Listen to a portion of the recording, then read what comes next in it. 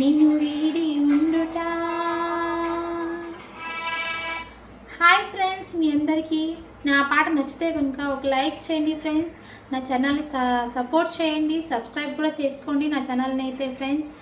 మీకు నాతో మాట్లాడాలంటే కమెంట్ చేసి ఖచ్చితంగా మాట్లాడండి ఫ్రెండ్స్. థ్యాంక్ యూ నా పాట విన్నందుకు మీ అందరికి కూడా.